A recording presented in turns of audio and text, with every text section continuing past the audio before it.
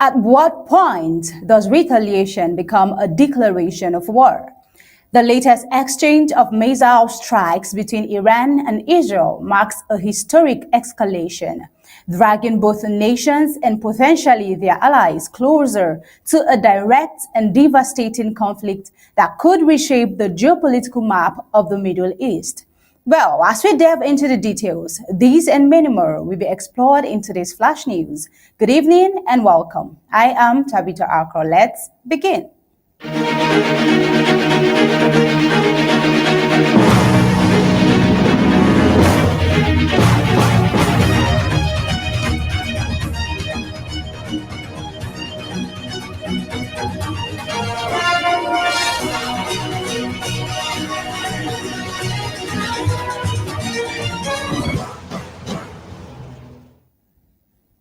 The conflict between Iran and Israel intensified early Saturday with a dramatic exchange of missile strikes following Israel's largest ever air offensive targeting Iranian nuclear facilities.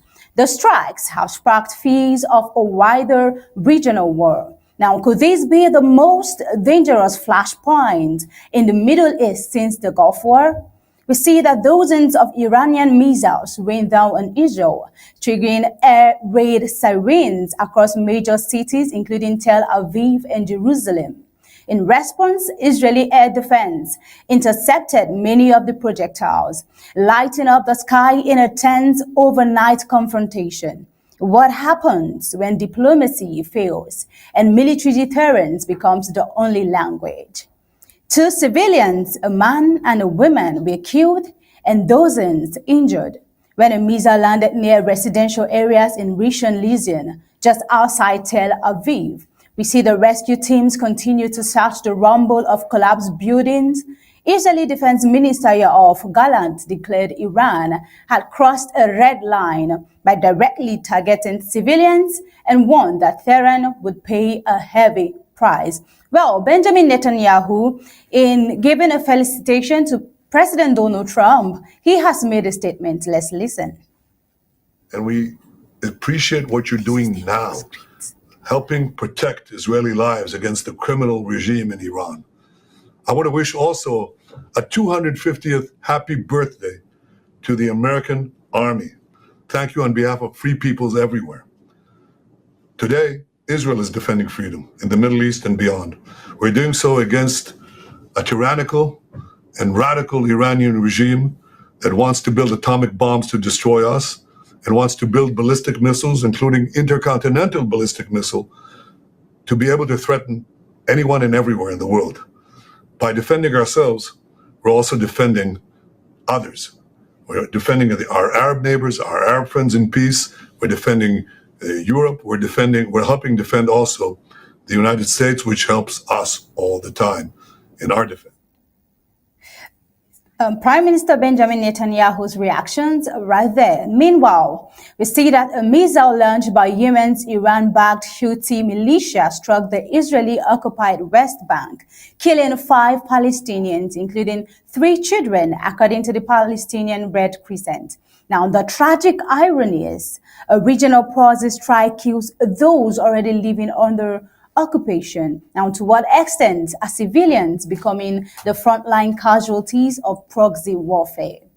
In Iran, explosions were reported across Tehran, with local media confirming that 2 projectiles hit Mehrabad Airport, an area known for housing military aircraft near sensitive government sites.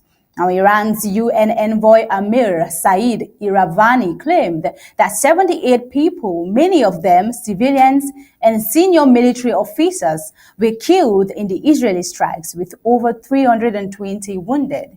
Now, Fars News Agency also said Iran responded with multiple waves of airstrikes throughout Friday and into Saturday, targeting key locations in Israel, including Tel Aviv. And witnesses reported hearing explosions as far as Jerusalem. Now, these Iranian counter-strikes followed Israel's initial attacks on Friday morning, which reportedly targeted high-level commanders, nuclear scientists, and facilities, including the Natanz nuclear sites. Meanwhile, Iran has long denied that its uranium enrichment is aimed at building weapons.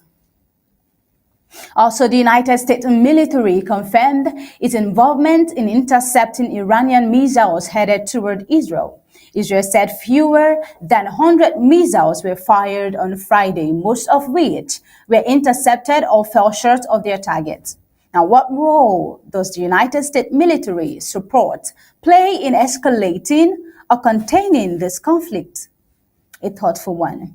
Iranian state media said Israel's bombing of Natanz and the killing of key commanders prompted the unprecedented response from Iran. The Natanz enrichment plant's above-ground pilot facility was destroyed, according to IAEA Chief Rafael Grossi, who confirmed ongoing assessment of damages at other sites, including Fordow and Isfahan. Now, Ayatollah Ali Khamenei accused Israel of initiating war, while a senior Iranian official declared that nowhere in Israel is safe, vowing painful retaliation. Iran also accused the United States of complicity, warning that Washington could bear full responsibility for the consequences of Israel's actions. Meanwhile, Israeli United Nations envoy Danny Danon said intelligence indicated Iran was days away from producing enough fissile material for multiple nuclear bombs, calling Israel's actions an act of national preservation. Take a look. For years we hear the threats coming from Iran to destroy Israel, to destroy the US, but we gather the intelligence that they're actually moving forward. Basically, there are a few ideas that we realize that are going to implement them. One that we all talk about is the nuclear capabilities. They already have it. It's a matter of days. Second is the ballistic missiles. We don't speak a lot about it, but they had a mass production of ballistic missiles. They wanted to be at the same level of the US and Russia in terms of the number of ballistic missiles, to produce every month hundreds of missiles and to threaten Israel with a mega power of ballistic missiles. And third, the proxies. They were going to initiate another attack like October 7th.